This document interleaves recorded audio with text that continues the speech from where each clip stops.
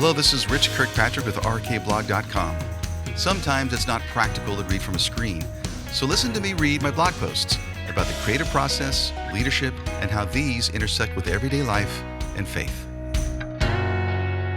Why brainstorming meetings suck and how to make them better.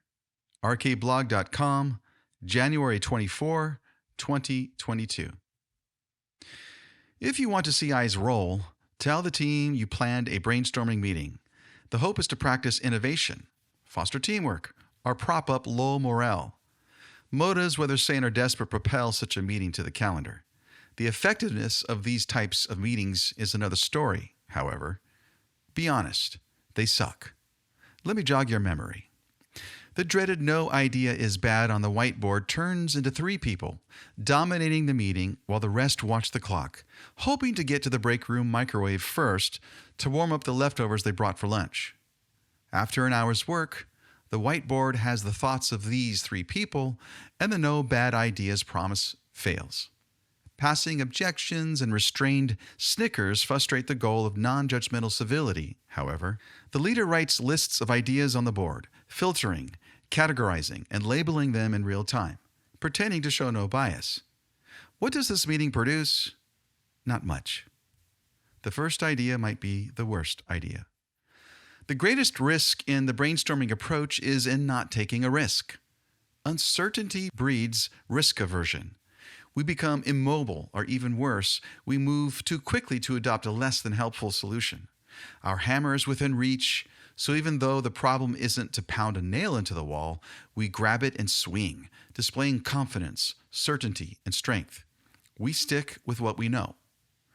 Researchers show us that the first solution to a problem is likely not the best solution, even if it's logical, practical, and functional. We pick low-hanging fruit on a fully stocked tree. It's like grabbing a hammer when the issue requires a lawnmower. We truncate problem finding and solution finding more than we'd care to admit. Fast-paced action overrides creativity. As soon as a plausible idea arrives, we run with it. However, doing this misses the way innovation works. In fact, creativity is all about idea generation. So, we do need what a brainstorming meeting promises, but seems to never deliver: more and better ideas. Divergent and convergent thinking.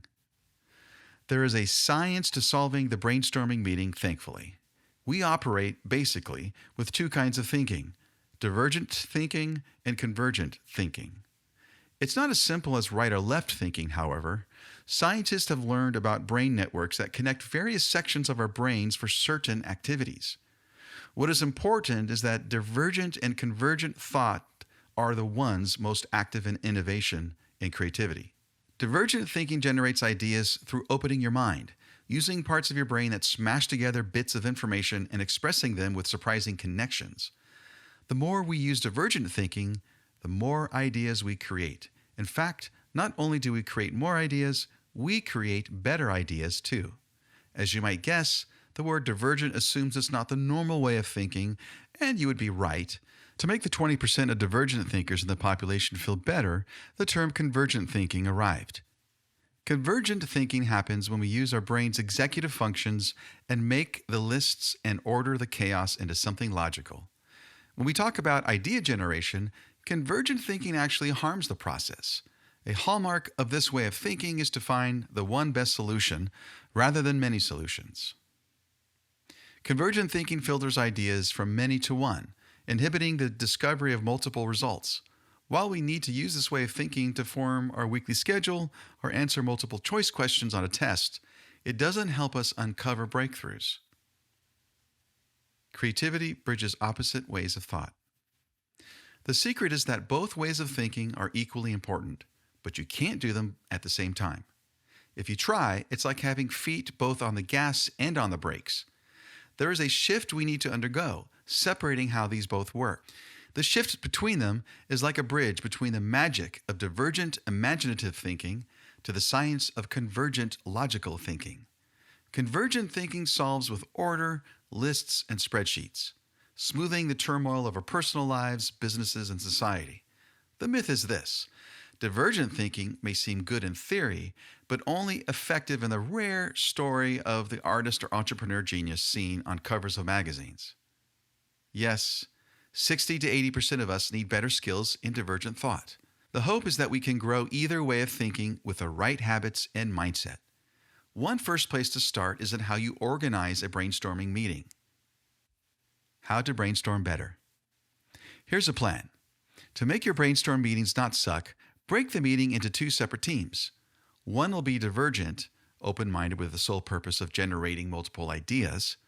The other will be convergent.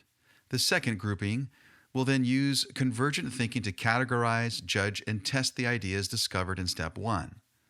The last step will be to bring all people together in a third session to collaborate on how to implement the best ideas.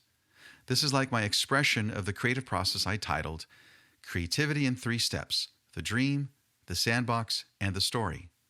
Let's list out my process as applied to a brainstorming meeting. The dream. Team 1. This is the place to discover the ideas, problems, and solutions. This is the gas, or the open-minded divergent meeting. Cast this group with dreamers, innovators, and imaginative engineers. The sandbox. Team 2. This is the place to develop the ideas. Which ones can be engineered? What ideas will fit our budget? Cast this with the people who know how to say no, but also smart people who can see the big picture. The story. Combined team. This is the place to collaborate on how to deliver the idea to the world. Who is your audience? Does the idea follow your core values? Is it who you are? This is the entire group. Combining the 2. I'd love to share more of this content with you. In fact, I wrote a book about the creative process titled Mind Blown: Unlock Your Creative Genius by Bridging Science and Magic. You can find that book at rkblog.com/mindblown or on Amazon.